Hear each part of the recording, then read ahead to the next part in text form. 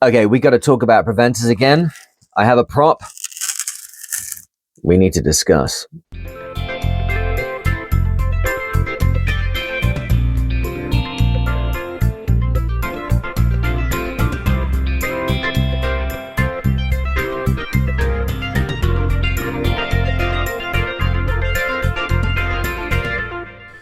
Hello and welcome back to the Mariner. Yes, indeed, I have a prop here today, and you might be able to tell from the orange paint.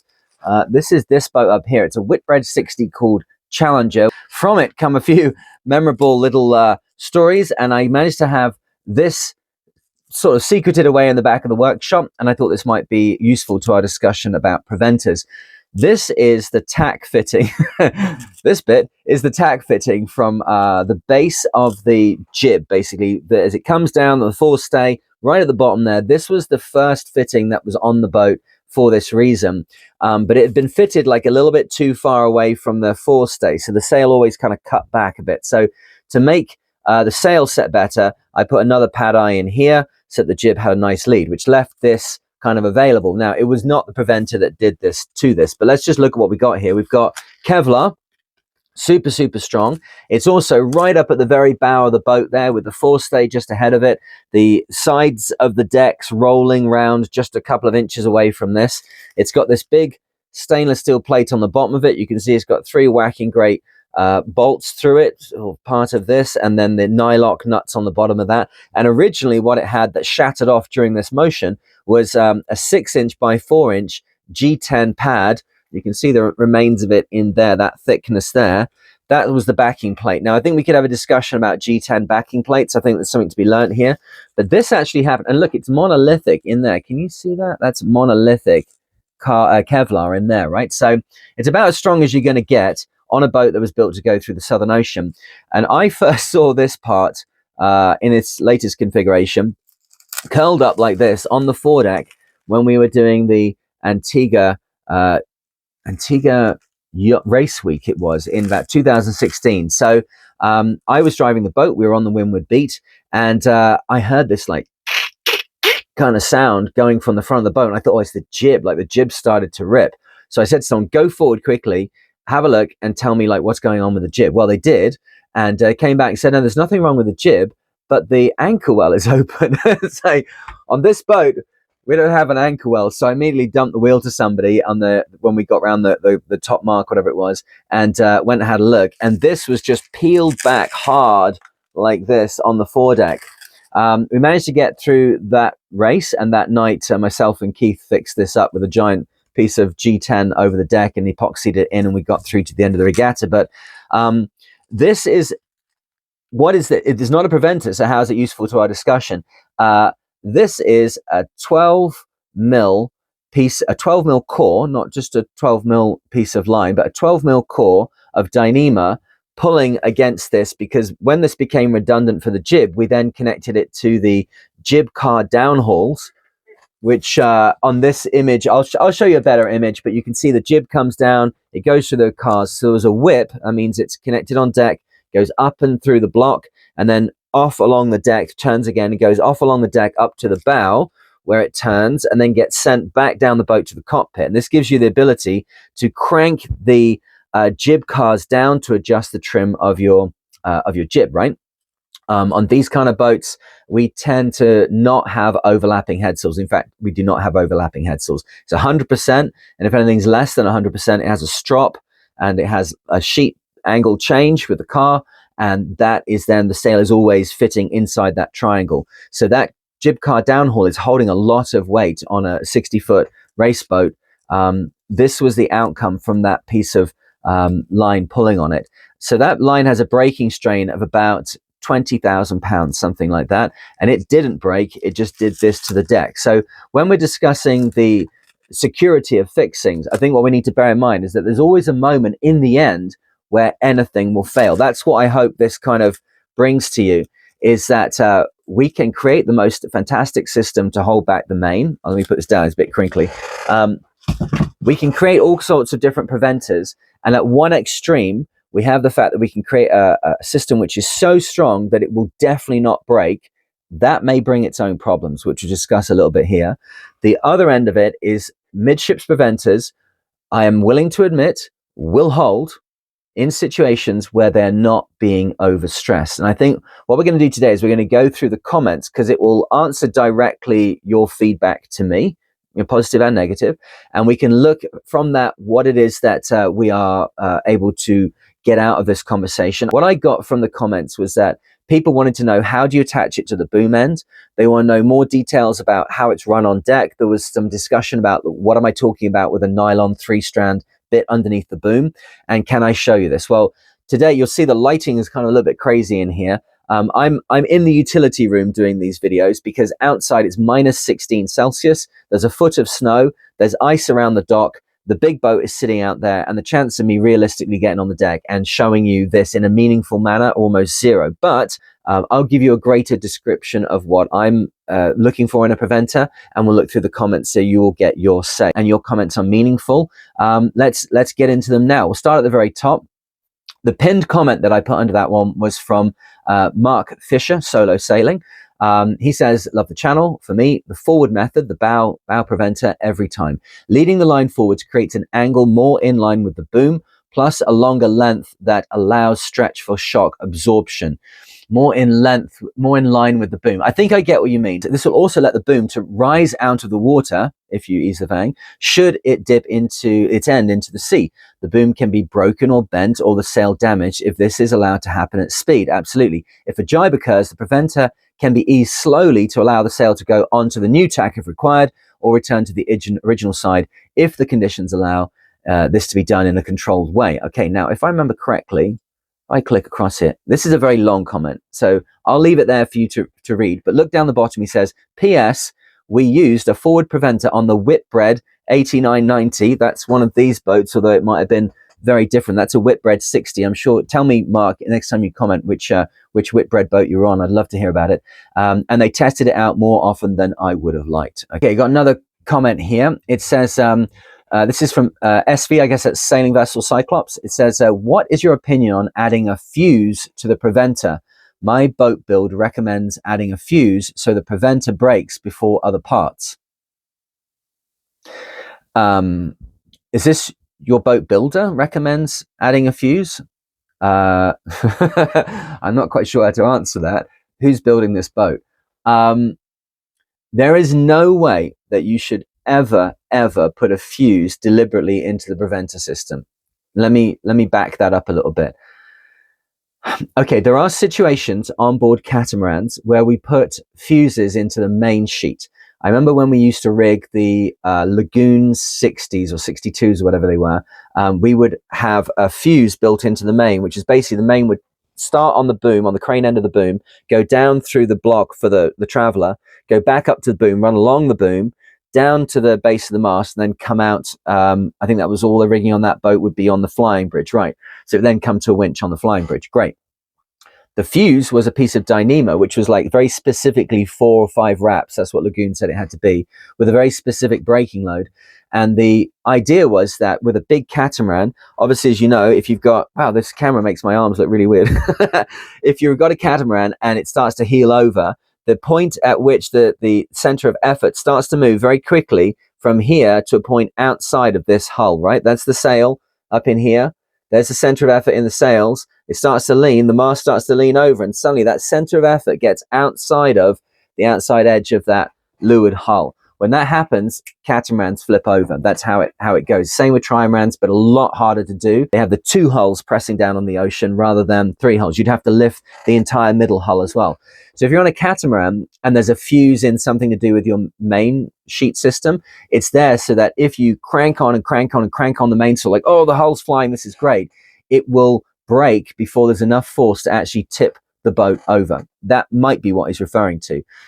I cannot, and I would add to that, just to underline that on gunboats, they have a digital fuse, which is that the main sheet traveller will ease down in the event that the main starts to get overpowered. A lot of computers on gunboats, and it's there to prevent this very expensive, very highly advanced piece of equipment from destroying itself. The preventer system, yeah. What you'd be saying is that to avoid this, you'd put a fuse in the system. Okay, but What happens if your fuse breaks and it kills someone? How does that roll? This is a better outcome than a fuse breaking and it killing someone. I saw someone talking on Reddit and on the sailing page on Reddit, which I can't say I spent any time at all on Reddit, but doing a little bit of research and trying to understand what I might present to you. And someone said preventers break all the time. That's just what they do. They're not reliable. It's like, that's not true. That's not what's going on. Let me give you a different scenario. And then maybe I think this will clarify it. The spinnaker pole. Now, I understand not everybody is running spinnakers all the time, but as a basic concept of sailing, we've got the mast in the center, we've got the spinnaker pole going out, and what it's doing is it's projecting the tack of the spinnaker, the active tack of the spinnaker, if it's a symmetrical, it's projecting it away from the mainsail. Because when you go downwind, there's a massive vortex behind the mainsail, which is caused by the wind trying to get around the mainsail in 3 dimensions and get to that low pressure pocket of air and re-establish balance. That's what it's trying to do all the time. Much of how sailing works is based on that theory. But dead downwind or close to dead downwind, there's just a big cavity behind the sail, and if your spinnaker gets into it, they'll start to twist and mess itself up, and we all know how that goes. So the spinnaker pole, spinnaker boom it used to be called, forward of the mast is held there to hold that tack fitting in position. That has evolved to being a bowsprit, which is a spinnaker boom, which is all the way forwards. The spinnaker pole, let's use modern parlance, spinnaker pole, when it's braced back or 45 degrees, let's think of it there, you can see immediately that there's a kind of like similarity to the main boom, and there's a lot of power going on in the spinnaker as there is in the mainsail. Right, to get the spinnaker pole to be a solid piece of equipment, we have to run its after guy, if you give it the proper word, its after guy or its preventer, we could call it, as far back down the boat as you can. Now, there's a point where the boat starts to taper in on many people's boats, and so it doesn't need to really run like right to the back of the boat, because having made a better angle for a while on the rounder parts of the boat, it will then become a worse angle from the end of the pole if you then bring it right to the back of the boat. So it's kind of like a place that you put the guy, and often it's very, very close to the cockpit, which is awesome. It just leads right into the cockpit, right? Great.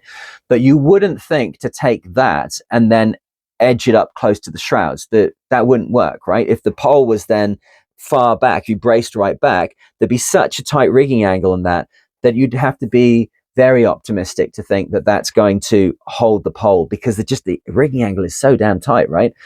Equally, for anybody who's had that experience, if you don't put enough preloading on the after guy, then the spinnaker pole will be wobbly, and that's like having a preventer that you haven't put enough tension on, and now the boom, when the sail backs, the boom's got enough stretch that it can move around. So we can understand that the rigging angle on the spinnaker pole guy and the rigging angle on the boom preventer are mirror images of the same thing. One's leading aft, one's leading forward. And the reason that we have a spinnaker guy in the angle that we do is the same reason why we have to have a spinnaker pole going forward. I'd like to also add here that whenever we're considering these leads on the deck, let's remember the angle from the center line, and let's remember the angle up from the deck as well, because both of those become multiplying forces when you start to get into high stress situations where the mainsail has backed. So for the logic of how a spinnaker pole works is the logic of how a boom works, but you may not realize, because of how your sailing's gone along, that there's this other piece of rigging. You're trying to run a tall ship with no braces. Okay, so on a ship we have braces that go onto the end of the yards, and then we can pull on one and pull on the other, and we can position the yards where we want to position them.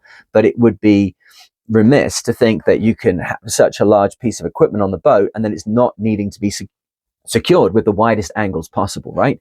So that's all I'm trying to push here. The fact that the physics on one boom is the same as the physics on the other boom. What I tried to communicate in the last one, although maybe not perfectly, is the fact that the line which is underneath the boom, that length that goes from the end of the boom to the gooseneck that we discussed, and then that's where the connection is that goes onto the preventer that runs around the deck. There's an opportunity presented there to actually get a lot more granular about the way that the preventer works in certain situations. It is absolutely true, as we saw in that example last time, the excellent example of the forward run preventer, that the preventer could be a piece of Dyneema on the boom, and then a loop, and then a piece of Dyneema on the deck, and a snap shackle, and they connect together, bish bash bosh, all done, right? There is 5% stretch then in the entire length of everything going along the side deck and out to the boom. The problem is when you get to bigger boats, the distance. I tried to get into this with ChatGPT, and my maths is not good enough to check out what ChatGPT is doing. But I was very, very happy to see that on John Harry's excellent blog, which is called Attainable Adventure Cruising, which I'm sure many of you are aware of. If you haven't, check that out. There'll be a link in the description. John will give you like an upfront, like this is what we're talking about this week, but then the rest of it, the real details, the real meat, is behind a very low paywall. It's like $20 a month for some of the best sailing information you're going to get anywhere. He then partnered up with his mate Kurt, who is a engineer, and Kurt went through it step by step by step, looking at all of the forces and the angles and everything else. And what ends up coming from that research is that as I was trying to get through from ChatGPT, that stretch factor is something we need to be very, very aware of. When you run a forward preventer on the boat and you've got this big piece of line, if you've got a 40-foot boat, that could be a 60-foot line. 60-foot line with 5% stretch, there's like, what we got now, like 6 foot of stretch is 10%, 3 feet of stretch is, okay, so it's not going to give way, right? It's not even going to stretch. If you preloaded it, it could be even less than 5%.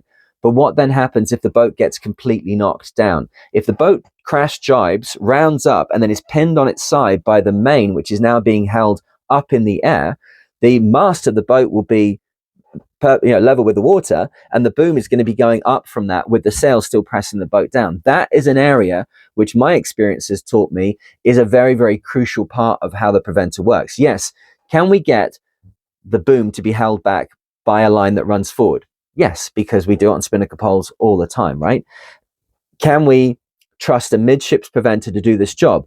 No, because as we learned in the last video, the force can be up to 9 times greater than the forces which go to a bow preventer. So for that reason, we wouldn't want to do it. But there's this extra step, which I'm talking about, which is the fact that the line that's under the boom, it can be made of a more stretchy material so that as we are pinned down, the sail is backed, like it's all going horribly wrong. The boat's going further and further over as the forces on it start to act more and more upon it. This is where down flooding occurs through companionway, through hatches, through everything else. The worst case scenario, we need to be able to ease that winch off. And as Mark said further up here on his comment I saw, you need to make sure that line is controlled on a winch. That's a whipbread sailor telling you that. Forget anything I say. That's what he says.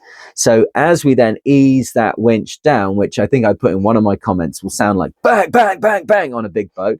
As that gets eased down, the line will start to get stretched big time and will then flip the sail through to the other side. And if that's not controlled somewhat, you can end up with a situation where huge loads are being placed on the deck fittings, like we saw with this thing down here, and that the release of that can be quite explosive. So let's go to another comment here.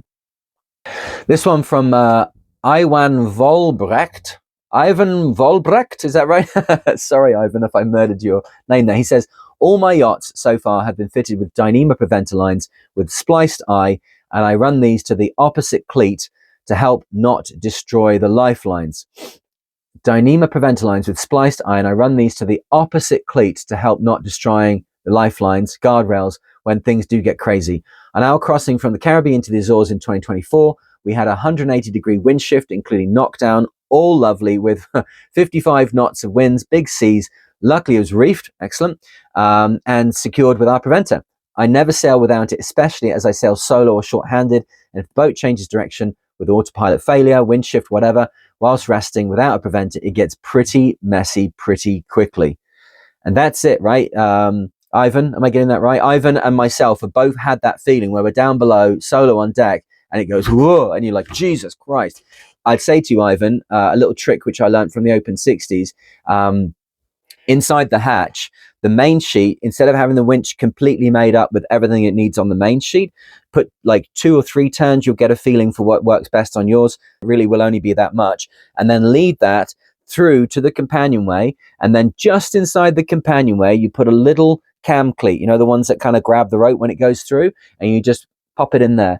And then when you're sleeping, and you can even lead that from there literally to your bunk. That's what I used to do on the Open 60. And then when you get that feeling like, oh, here we go, you just grab that line wherever it is and give it a whip, and it will flick out of the cam cleat at the companionway. And with just 2 or 3 turns on the main sheet winch, you'll lose all tension in the main sheet. And that you know, it can have its own set of problems because then the main sheet's like out of control, right? But done prudently and done intelligently, where you have lifts on the boom which gather your mainsail, which is a very normal part of sailing for solo sailors, and your mainsail has not come down. There's no other reason why the boom would be lower in the cockpit when you come out. As long as you come down low and are aware of where that height is that you've got to stay under the boom can't hurt you.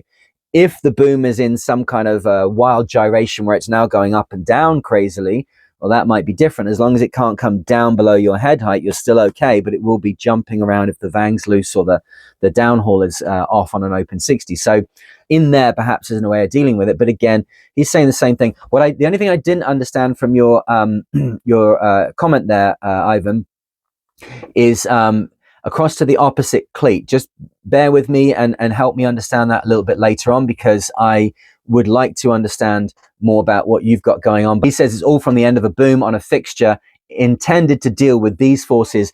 Midship and mid-boom setups are mad.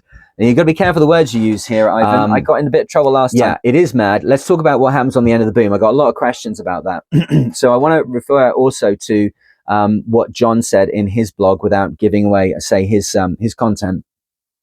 As I might have expected from John, and anybody that knows John, what he did is put dirty, great big, massive fittings on the end of the boom. And from what I understood, he had 2 preventers running down either side, and then maybe was there 2 on the deck, I don't know, but the 2 lines that were connected to the boom, I think he said, yeah, that's right. He said that he would like to modify that. He's actually got rid of that boat now. He has a smaller boat, but I think what he had come to, and what I know from my racing world, is that wraps of Dyneema going round the boom is a very strong and very secure way of holding it, and it's very kind to the boom, as long as it's done in an area where there is internal structure, which there should be at the sheave boxes right at the end of the boom, internal structure to resist that crushing pressure. This boat up here, Challenger, she had a most unbelievable boom. I'll try and find a picture. It's like probably 18 inches, maybe that's over exaggerating, like 14 inches deep and about 9 or 10 inches wide, and absolutely square, and inside this aluminum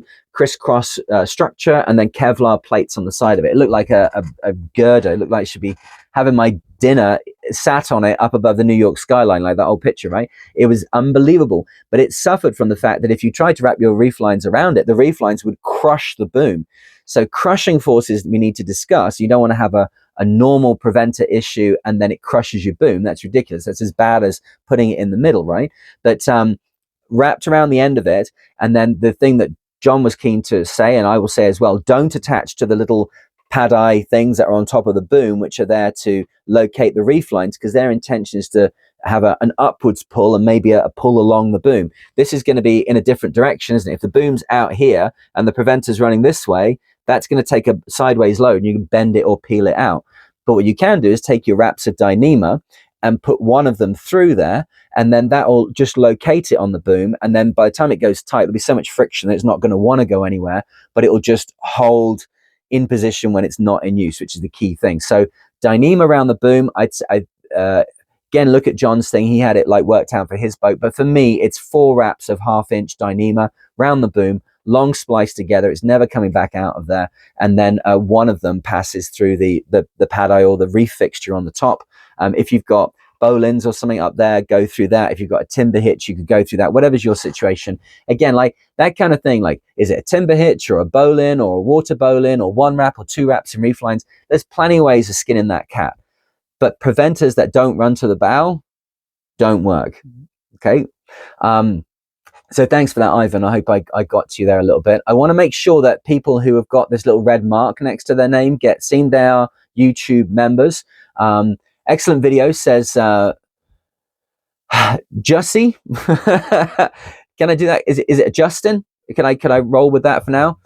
Jay, we go with Jay, right? So Jay says, excellent video. Question about the boom end attachment point. I've got a typical French-made production boat, 53 feet, very nice, well done. In mast furling and main sheet attachment point, close to the center of the boom. I know, lots of less than optimal factors.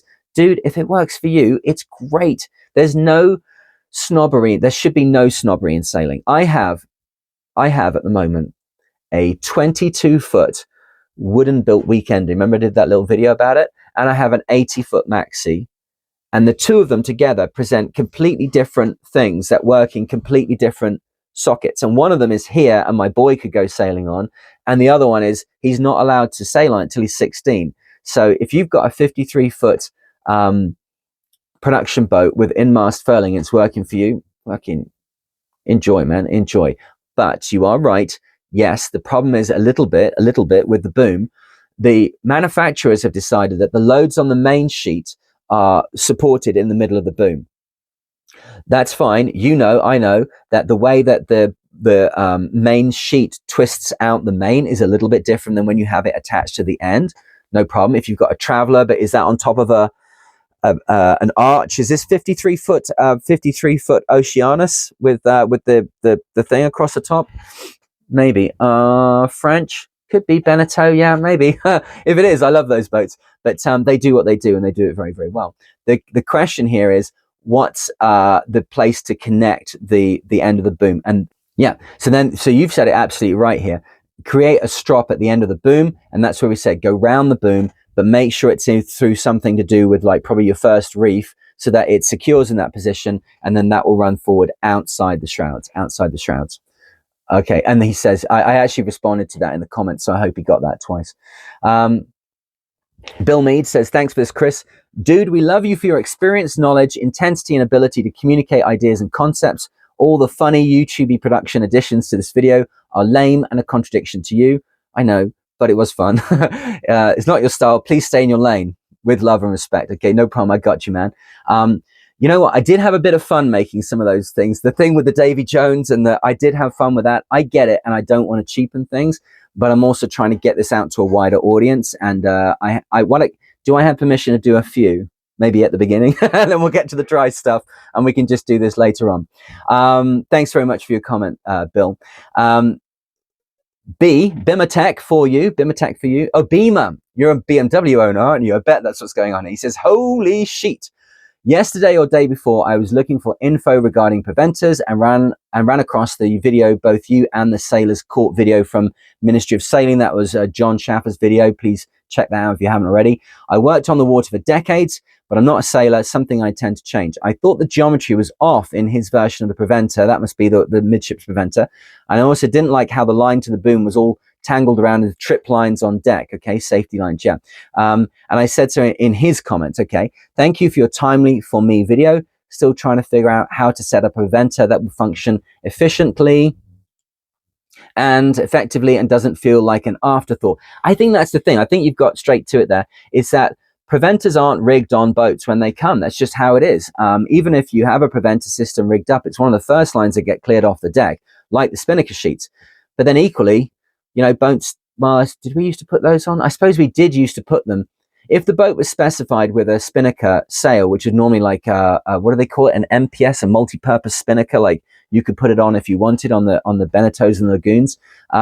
We would put spinnaker sheets and then the furling lines and what have you. But like the furling line we used to put on those boats when we commissioned those was something that you're meant to go on the foredeck and like turn the furling line on your code 0 or your MPS like by hand. Like it's insane. It should go to a winch, right? But we never rigged preventers. It was an afterthought to the whole process of commissioning the boat, which now I realize was a massive problem. But yeah, it's the key is some kind of turning block at the front. One of the comments I read said, is it okay with a frictionless ring? Yeah, absolutely. Because if you've got like a spinnaker sheet and it has to go through its lead at speed for quite a long time, you know, like you're pulling and pulling and pulling and pulling, or it's pulling it off you and you're jibing, you want it to be something that's frictionless and it is just rolling that line through nice and easily, because you're going to get a lot less tangles as long as you've dealt with your line nicely on the deck. The problem with the turning, the frictionless rings, the turning system that is presented by that, which is so much better for many situations. The problem can be when there's a lot of line going through it, it can become problematic and you can get lots of pigtails and other issues relating to that turning point. But if it's a preventer, really, you're setting it with no pressure on it. And then when it comes under pressure, there's not much movement, particularly if it's Dyneema that's going through it. So it doesn't have to deal with a lot of, it prevents a good smooth turning position, but it doesn't have to deal with a lot of line in motion. So for you there, Beamer Tech, go and stick something on the bow just inside the forestay. Be careful using jib fittings, as you can see there, but get something up there that is solid and allows you to rig this line, one underneath with a wrap around the boom. It doesn't need to be an afterthought, but it's certainly going to be like homegrown, but that doesn't have to be bad, right? He says, I'm thinking of hang on, I've got to continue this. He says, I keep thinking of an outrigger hanging off each side that would move the attachment point to the boom a couple of yards outboard. What, like a whisker pole? That's why we have them on. You're absolutely right. Your thoughts on this are 100% correct. Like, that would be great, right? If you had to have the boom go all the way, if you had the spinnaker pole going all the way forward, your rigging lead would get very bad as it wraps around the shrouds, and the shrouds would be under pressure. So you'd put a whisker pole, and then your boom would be forward. Well, it's exactly the same with a preventer, but the likelihood of rigging a preventer, some people are saying it's too much hassle to run a bow preventer because of the way you interact with it, which if you're running a line directly from the boom down to the side deck, yeah, you're going to have to go like to a slightly different position, but you're still going to be at the shrouds, which is super safe. You're still going to have to do some work down on the leeward deck.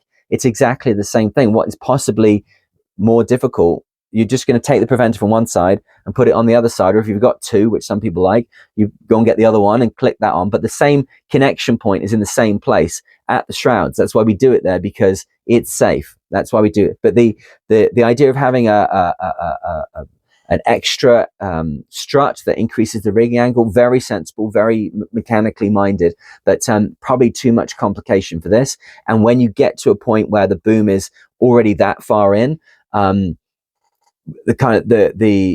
the mission has already failed. The idea is to keep it like way out there and keep that strong angle, because as soon as it starts coming in, remember the way it's going to wrap around the shrouds and everything else, it's even if you have your strut, it's bending around your strut, it's going to get to forces where it just will pass through. It goes over center, cams itself past that point where the line gets super stretched, and then it's on the other side. So don't worry too much about the strut on the side deck, but I see what you're thinking. But no, just from the bow is fine. Thank you very much for that beam attack. Here from Daniel Culpepper. Daniel, I feel like you've been interacting on these videos quite a long time, man. Thank you so much. He says, well done. I appreciate the passion and intensity to your presentation. It's in your voice. It is obvious that it is personal for you. And I know, for some people, my personality on this thing might not suit. I totally get it. It is very personal for me because for my entire working career, for the entire time I've been at sea, all those miles and everything else, these are things that I have to do. I have to keep my crew safe. And when it's sail training, which is what I've done the entire time, apart from the solo sailing I do, it's all about me looking ahead far enough to make sure that this thing doesn't happen. It's unbelievably personal for me because I honestly care about the people that come sailing. I want them to have a transformative, positive experience being on board the boat, because I'm always trying to like slip in an Outward Bound experience here. That's a hangover from working for Outward Bound that I really appreciate. But yeah, it is very, very important. The specific part that I think Pete had me saying last time that person was stupid, which people didn't agree with, was the person standing in the companionway watching the boom go by and then standing back up again. It's beyond comprehension. Well, that can come about because of the fact that people are ignorant, which is a part of the Venn diagram. It's okay to be in, but to be safe at sea, somebody else has to be in the part of the Venn diagram, which is where the knowledge is. And then you invite those two together by a skipper-crew interaction, and the skipper uses their skills to offset the ignorance by keeping everybody safe. So I won't get too far down into your comment, but let me tell you, I agree. So the fuse to the preventer, I hope I covered that. But so the ultimate answer is don't put a fuse in the preventer. And if that is meant to say boat builder, then I would say it's a catamaran and that they're thinking of main sheet. Do that. Don't put one in the preventer. Okay. PV sailing. Again, someone who's been supporting for a long time. That little red dot means that they're a member over on YouTube. Thank you, Chris. And remember, the YouTube membership means that when I do the live streams, you'll get them directly and you can interact with me. That's at the higher levels of subscription and membership. And then the lower ones, you still get to see them. It's just you won't be interacting at the time, which right now there's only a couple of people there. You're not missing much. But later on, I hope it's something that we can come together at like an agreed time, and then we can learn back to back. But this, I remember this comment was actually held. And I had to go in, there's like a place on YouTube where it's like, oh, someone's saying something terrible and shouldn't be. I don't know what it was about this that made it be held, but it's certainly not held now. Let's go into it. He says, The mission of the preventer is to prevent, and it is to give the helms person time to recover when the jibe happens unplanned. Absolutely. Number 2, be able to manage the controlled release of the system. If indeed the vessel enters into a broach or pinned round up, it is critical that the system is controlled to be able to smartly release swiftly to avoid damage in the release. Yes, but it needs to be like if you release too fast onto your backstays, you're absolutely right. You can then break all your battens in your mainsail, which if you've got an expensive mainsail with carbon battens in, or a mainsail which to you would be expensive if you had to go and place it, it's thousands, whatever kind of boat you're on, right? A smart release onto it can break everything and cause a real catastrophe down the line. The reality is that you want to be able to ease it in a very easily understood manner with someone who's already briefed for that job, is already in position, and the place where they do it is not going to put them at risk, right? You don't want to have it, they have to like cross the traveler to come and release the preventer or whatever.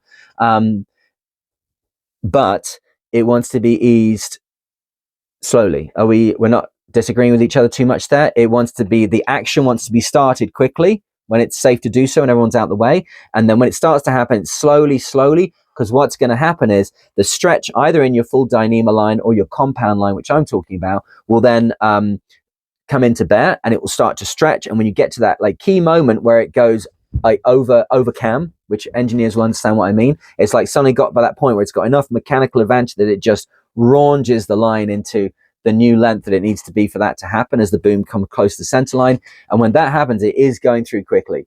There's nothing's holding it then, right? Particularly that's an issue with the midships preventers, because when you go over cam, the preventer is then inside the angle. It's actually inside the fulcrum and will start to spring the boom back onto the other side of the boat. But anyway, I've made the point I don't like midships preventers, right?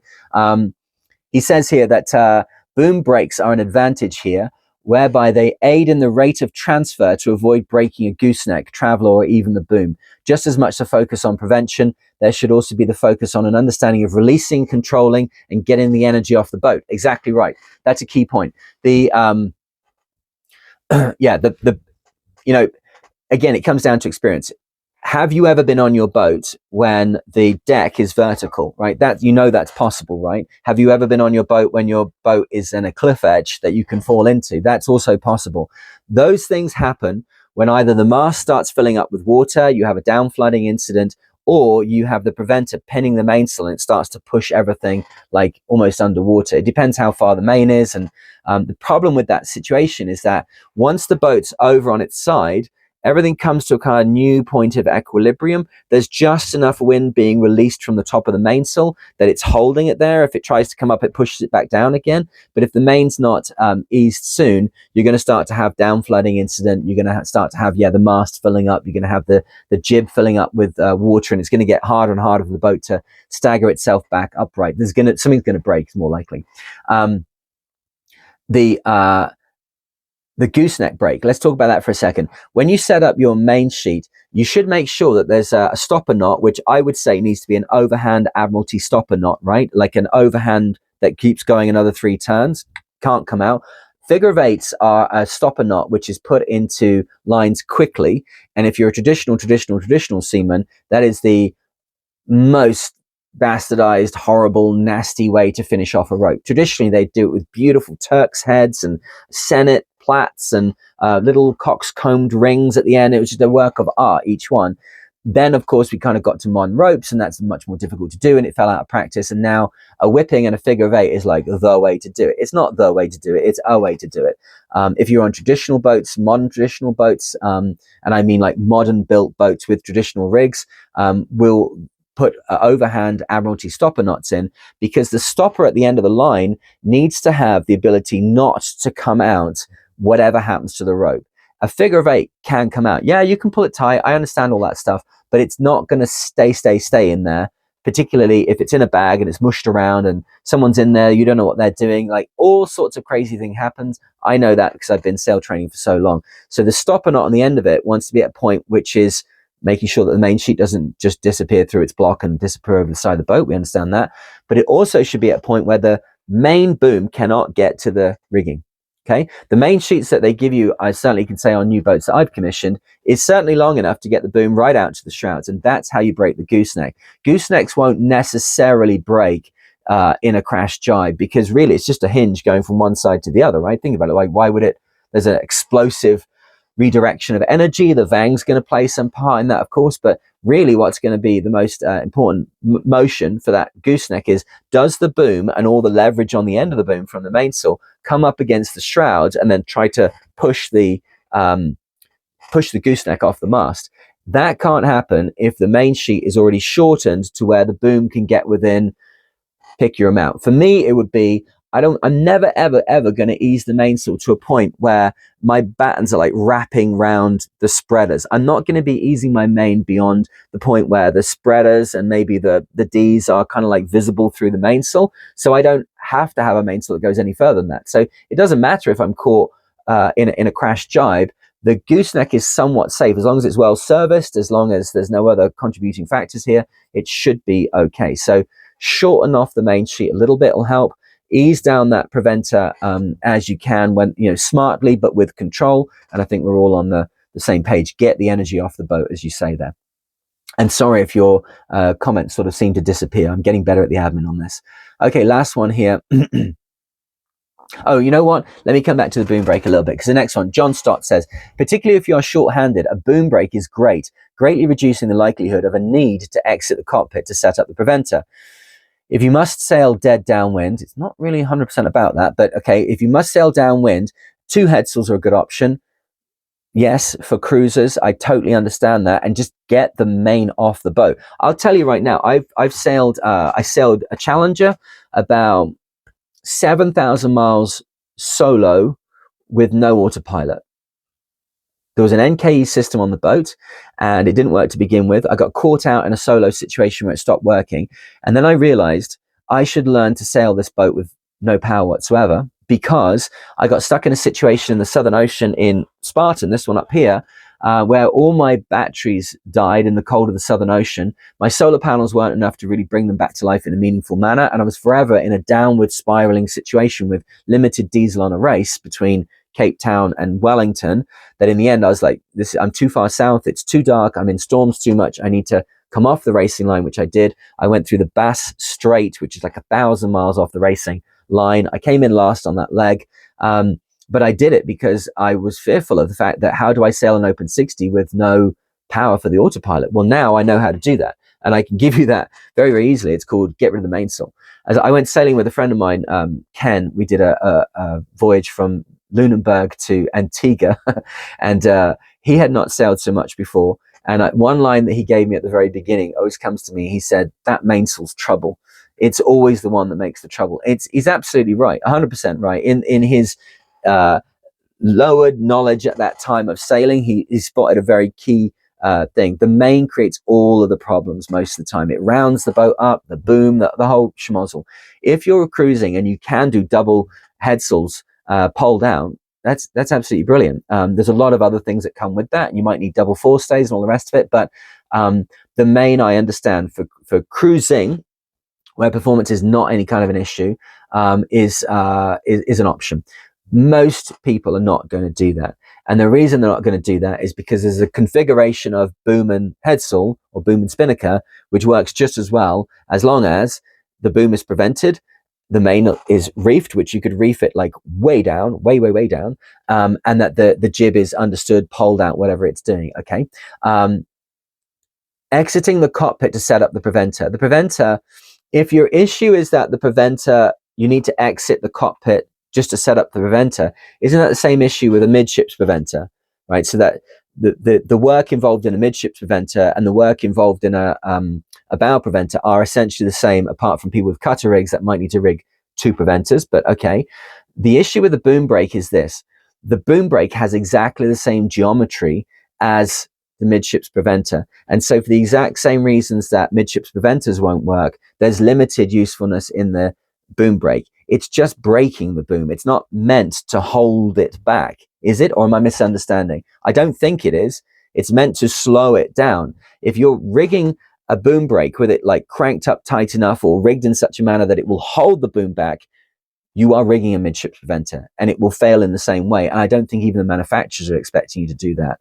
I don't have much experience of boom brakes, so please feel free to drop in here and educate me. But if it has the same geometry, it has the same problem.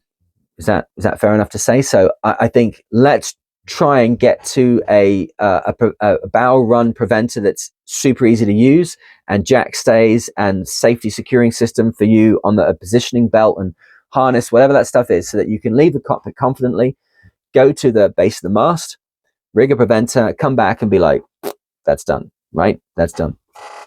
How the prevent's attached to the boom, we've covered that one. But John, thank you very much for your input, and I really appreciate that. Another YouTube member. Okay, so a couple people here saying, how do you connect to the end of the boom? I hope I covered that. If not, attainable adventure cruising and John Harry's excellent explanation. Let's have two more comments here. You know what? I'm gonna give one more comment here, and I'm not actually gonna read it out because it sort of turned up in the comments, and I don't think it's okay to share the story when it perhaps wasn't meant to be shared like this. But it's there in the comments if you go and look for it. Somebody was giving me feedback on the fact I should pick my language, and that the language I use might limit the spread of my message. And I take that feedback seriously, although I may choose to ignore it, which is my right. In that discussion, one of the viewers was sharing the fact that it maybe some things need to be said in a more strident manner. And he shared a little tableau, which we could all understand. He went out on a boat and saw that the preventer wasn't rigged properly. He mentioned it nicely. No action was taken, and a fatality occurred because of the preventer. So then how do we come to this? How do I impress upon you that it won't work? In the end, there's always going to be a bell curve of people, right? There's a theory, which I'm sure you're aware of. It's called the wisdom of crowds, that there's me, there's my experience, and then there's you and there's your comments. And between me and the people I know and my experience, and you and your comments and your experience, in between, at the center of the bell curve, is the right answer. And on either side, there'll be people that fill up the rest of the bell curve. Over here are people that say, don't need a preventer. Close to them are people that are saying, just stick a little line on the side deck, it'll be fine. Then there's people saying your boom brake will do everything. Then there's people saying bow run preventer and boom brake if you want it. And then there's people saying bow preventer only. And then there's people saying anything other than bow preventer is absolutely dreadful. And then there's people saying anybody that doesn't do this, it shouldn't be on the water. I saw some comments, people saying that all boom heights should be raised above the heads of the sailors on the boat, which, you know, I remember the boat Longobarda, which I absolutely love. Its boom is so bloody high in the air, you can barely reach it as a grown man, but it's pretty safe, right? Well, kind of. Well, I think what the people that were looking at those, you'd have to also say that every boom has to have a power vang, so it cannot come down. The problem that they're not understanding, perhaps, is the fact that if the mainsail halyard goes, or if the clew goes, or if the reef line is not put on properly, or if there's no topping lift or a zillion other things, the boom can come down into the cockpit. Even if you've got a power vang, it can come down into the cockpit. So the boom being up will never be safe. What you could say is that we should have boom gallows, which I'm all for. Like, it used to be a thing that people did, but like on my boat, is there a boom gallows that's going to stop my boom from moving? Like, the boom itself weighs over 100 kilos and the sail that's on it weighs 250 kilos, and the power in the mainsail is in the many hundreds, in the many thousands of newtons. I was going to say in the many hundreds of horsepower, but let's use the correct figure. In the many thousands of newtons. There's no structure on the deck. There's no anything. There's no helmet. So there has to be, like, yeah, kids in dinghies, helmets on.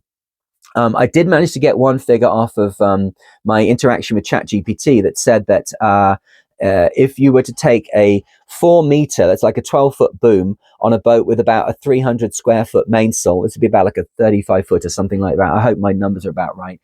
It coming in at about 20 in a 25 knot gust would impart something along the lines of getting punched by a middleweight professional boxer.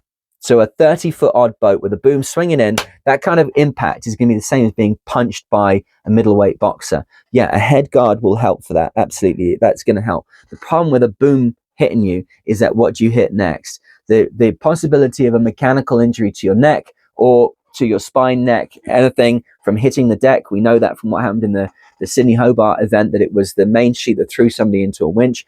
It's not just that impact, but I think the example they gave was the fact that the halo structures on modern Formula One cars, everyone poo-pooed it, and now it's on everything. There is a quote from Voltaire, 1600s, pretty well-known guy. He said, the more you try and secure yourself, the less secure you realize you are, which is the underlying problem in most liberal policies around the world, but that's for another day. But the more you try and secure yourself, the more you reduce freedom. Sailing is an area where we should, and what we're saying, we do have safety, right? We have huge amount. What have I got here that I feel like there's something behind me that will help prove my point? Oh, you know what it is? In this bag, which is my dinghy bag, Christmas present from my partner, thank you very much, is inside here is a little personal locator beacon. And this is sitting just inside my dinghy bag with the head torch that goes in there when it's in there, and with the AIS, which is inside my life jacket, which I wear when we go on the boat. So are we safer now? Yeah, absolutely, completely. Should people be wearing life jackets? Yeah, absolutely, should. But there are some things that we can't do. And the boom, because of its functionality, it's a need to go up and down and be trimmed and all the rest of it, we cannot secure it in that method. So what we have to do is recognize, what's the worst case scenario? How do we mitigate that? What's the best angle to hold that boom back? How do we secure it at the end? What's the likely downfall of our system if we get it wrong? And then from there, we try and be as safe as possible by developing awareness and farming experience like this, and getting the wisdom of the crowds on the bell curve to get the answer which is good for us. But to say that all boats need to have their booms lifted and all offshore racing should be stopped, and that is when we get into a situation where freedom ends, and I am 100% against that. So there are much more comments here, and if you want to know more about preventers, it's in here, and I am happy to go one-to-one on it. If you're over on Patreon, we can do some more stuff there. I think we're going to leave preventers there, because otherwise we'll just keep going round and round and round and round and round. How we prevent it to the end of the boom, why we'd have a compound system, why we use splices instead of knots.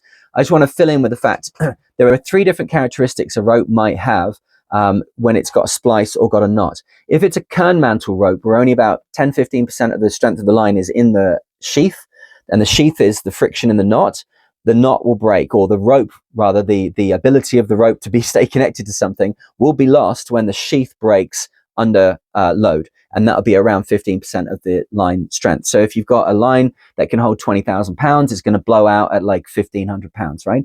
If you've got a rope which is a 3-strand or octoplat or something like that, then the core of it that has the strength is the thing that's in friction holding the knot, and then the numbers are much closer, up to like 80-odd%. And this is in the Patreon videos, which you can go and access if you want to support me over on Patreon and get the stuff that's there. But it's also a very well-known fact, okay? You can find that anywhere.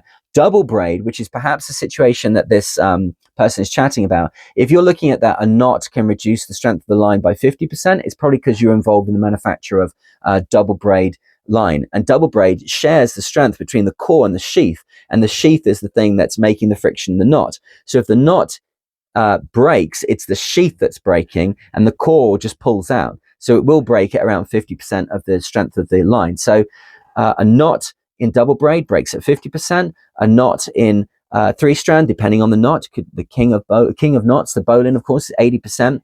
Other things less than that. Look at the scale on you can find that anywhere, but have a look on my stuff if you want. And then kern mantle, it'll break at about 15% of the breaking strain of the line. So the last one, which I'd like to put in, is Stefan here, which makes a very fair point. You can use, and I have used, you're 100% right, I completely forgot about this, Stefan. You can use a soft shackle in your preventer line on the deck, but there's one key thing. There is an old phrase, woe betide the ship lost to a dog's dick, okay? A dog's dick is when you haven't got time to put a proper splice in the end of 3-strand line, and so what you do is you just double it back on itself, and then it won't come apart any longer, but it doubles the size of the line. And then woe betide the ship lost to a dog's dick is when you really need to ease a line, and the dog's dick gets caught somewhere because it's double size. It won't have a fair lead, it gets wedged, and then it's more like the ship, you can't lose sail and suddenly the ship's like heeling over onto its side and down flooding. That's what that phrase means. The issue on the side deck with the line that's a preventer is not really you're going to lose a ship to it. If you use a soft shackle, then you're using splices. The one on the end of the boom, you're never going to lose it, because even if it falls off the end of the boom, you can just crank the boom in, get a boat hook and pull it back on board the boat, right? But the other one, if it is not fully secured inside the cockpit, it can end up falling into the water and it will drag itself out of the boat. Either the slack on one side gets in the water and it pulls the splice out or gets it jammed, or it goes the other way and it will pull the loose lead out. So if you're going to have the other thing with soft shackles is that they can fall off the end if they're not secured onto that splice. So I'd say secure the soft shackle into the splice on the end of the rope, and then you've got a really nice system, and it's soft and all those things which I love, and it's useful in a pinch. If you're not using the preventer, you can grab it. The shackle on the end of it can be a problem for sure. We're still moving into a world now where soft shackles are part of what we do, but that one, don't lose it. Don't let it get stuck in a block. Just secure it in position. But hey, I hope that there's been something for you here today. Please do your part here now, which is to say to the algorithm, yeah, this was okay. I liked it, by sticking a comment down below. If nothing else, just give me a thumbs up emoji. That was just as good as a long diatribe, although I love reading as many of those as I can. In this video, I will attempt to respond to the first, say, 10 or 20 comments, but then when it gets into the hundreds, you'll appreciate that gets difficult. And then we'll move on to another subject with the next video. And again, I'll give you then a response from the comments, and we'll get that wisdom of the crew therein. But wherever you are today, I hope that you are safe and well, sail safe, and I look forward to speaking to you in the next one. Cheers.